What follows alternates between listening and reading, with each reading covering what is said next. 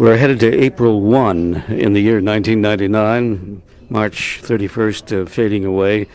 We're some 1,500 miles from New York City, and Don Sickler, I've known your name for a long time, and I have really just marveled at the multiplicity or number of levels at which you work. And how do you divide these energies into publishing over here, arranging and music directing here, and trumpet and flugelhorn performance there? Well, it's a lot of hard work. I'm really, I guess, blessed being a workaholic, not getting lots of sleep, and just continually working. And I've been very lucky in that the phone rings and brings me all kinds of miraculous, wonderful jobs to do, and that's kept me going. I really haven't gone out. I've been very blessed in not having to go out to seek work. It's always kind of come to me.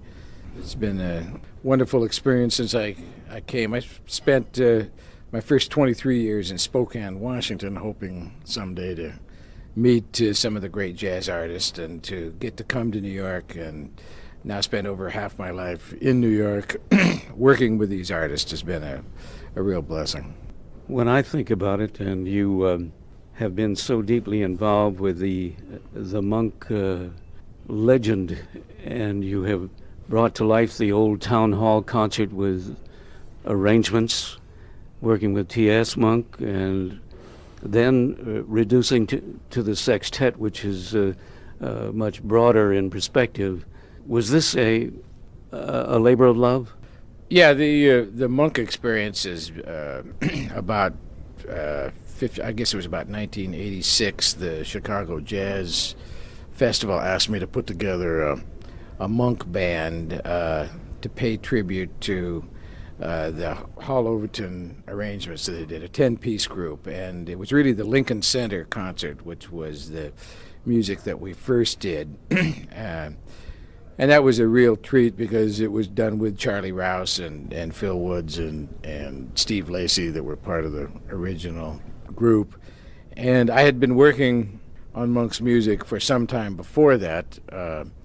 I basically got involved with the Monks when their first, wasn't their first copyright, but when their copyright of Bempsha Swing, which was co-written by Denzel Best, came up for copyright renewal. I contacted the Monk family because I wanted to make sure that it was renewed correctly in Thelonius's name, and that kind of got me involved with Nellie Monk, and Nellie took a real liking to me and really just entrusted me with running Thelonious Music Corp., which was the company that Thelonius's copyrights were in. So I've had a wonderful experience working with first Nellie and Boo Boo, and then Boo Boo was their daughter that was very involved in it. And Toot at that time was running around with in his R&B stage and whatever else. And I got to know Toot a little later than that, but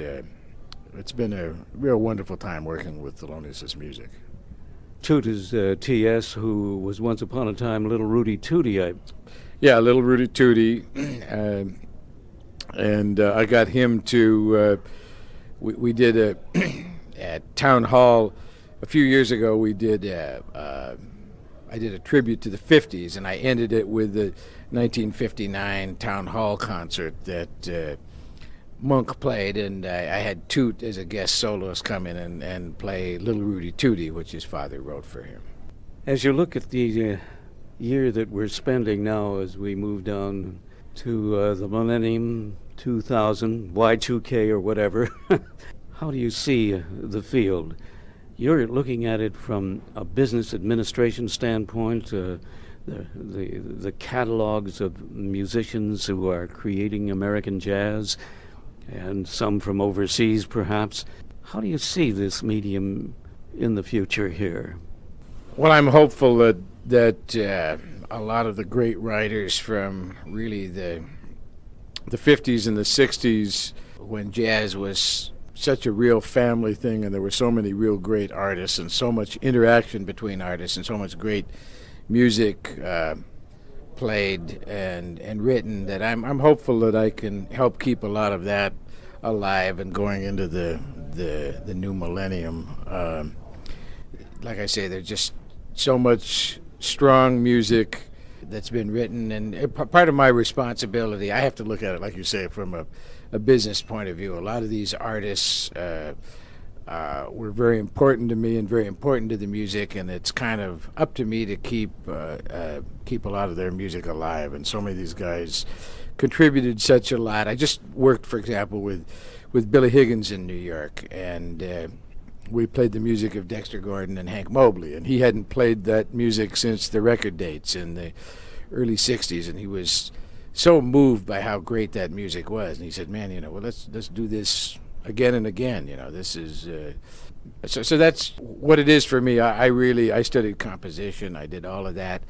But once I got involved with this music as an arranger and with the composers that are out there, there's so much great music. I get my kicks out of arranging everything from Hank Mobley and Buddy Montgomery and Clifford Jordan, and keeping that music alive is really what's important, very important to me. Thank you, Don Sickler. It's late in the night, and I appreciate so much you taking time. My pleasure. Thank you very much.